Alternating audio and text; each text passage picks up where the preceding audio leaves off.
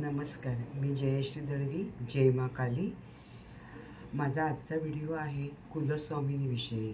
गेल्या ह्याच्यामध्ये मी तुम्हाला पितृदोषाविषयी सांगितलं होतं की पितृदोष असेल तर काय उपाय. तर आज मी कुलस्वामिनीचा उपाय सांगणार आहे तुम्हाला.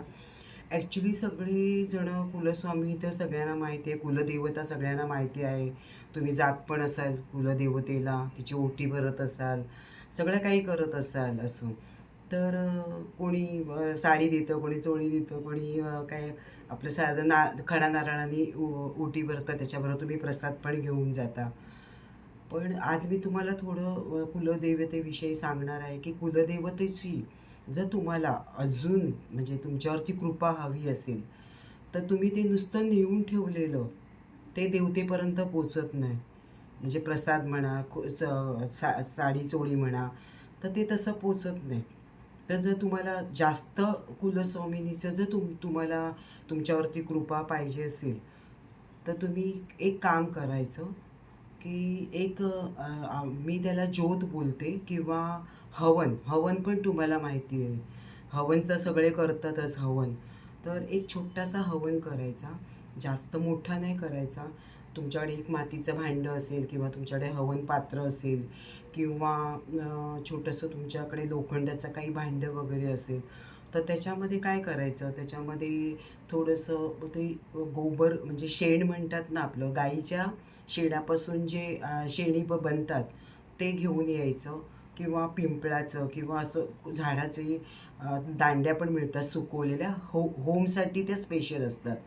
थोडा कपूर, थोडंसं घी म्हणजे प्युअर घी, असं सगळं आणायचं. थोडासा प्रसाद आणायचा, लाडू आणा, पेढा आणा.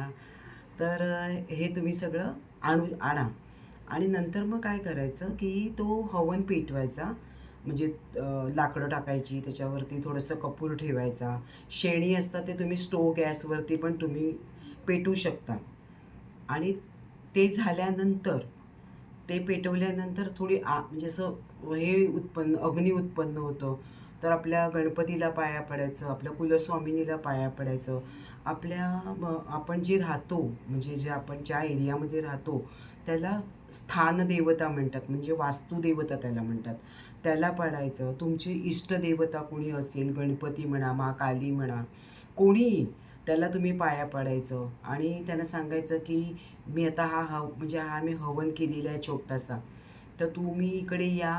आणि कुलस्वामिनीला सांगायचं की हा भोग आहे ना, तो लाडू किंवा पेढा काही तुम्ही जर खीर वगैरे काही असेल तर ते तुमच्या कुलस्वामिनीला जे आवडत असेल, तुम्हाला माहीत असेल, नसेल माहिती तर हे पण तुम्ही टाकू शकता त्याच्यामध्ये.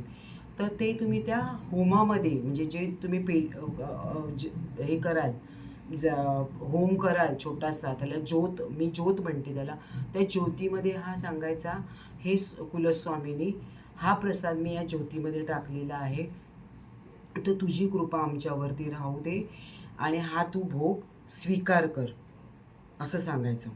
कारण की हे कसं, आपण ते जे ठेवतो फोटोजवळ किंवा जे आपण मूर्तीजवळ, तर ते तिथेच राहतं. पण जर खरंच तुम्हाला कुलस्वामिनीची जर तुम्हाला कृपा हवी असेल तर तुम्ही भोग हा अग्नीमध्ये द्यायचा आणि तो डायरेक्ट अग्नीमधून दिलेला भोग आपल्या कुलस्वामिनीपर्यंत जातो. आणि बघा तुम्ही काय मिरॅकल होतात ते. एक तर पितृदेवता, एक तर कुलस्वामिनी, ह्याची जर तुम्ही नेहमी पूजा केली तर तुमच्या जीवनामध्ये जे जे ब्लॉकेजेस असतात, जे जे काहीही प्रॉब्लेम असतात, ते हळूहळू म्हणजे निघून जातात. आणि मग तुम्ही मला सांगा, तुम्ही मला कमेंट करा की तुम्हाला हा कितपर्यंत त्याचा लाभ झाला म्हणून ते. कारण कुलस्वामिनी आणि पितृदेवताला तर हे मानलंच पाहिजे. हे प्रथम देव तेच आहेत आपले. आणि मी लामा फेरा पण करते, नंतर मी हुडू पण करते. मी भरपूर साधना केलेल्या आहेत, मी भरपूर मोडॅलिटी केलेल्या आहेत. ऑकल्टमध्ये मी भरपूर काय काय केलेलं आहे. जर तुम्हाला माझा हा व्हिडिओ आवडला असेल तर लाईक, सबस्क्राईब आणि शेअर करा. जर शेअर केल्यामुळे काय होतं की अजून लोकांना, जे कोणी कुलस्वामिनीचं ज्यांना माहीत नसेल, तर त्यांना ह्याचा उपयोग होतो आणि मग ते पण करायला लागतात. त्यांच्या जीवनातले पण जे ब्लॉकेजेस असतात ते हळूहळू निघून जातात. तर मला आज एवढंच सांगायचं आहे. तर जय मा काली.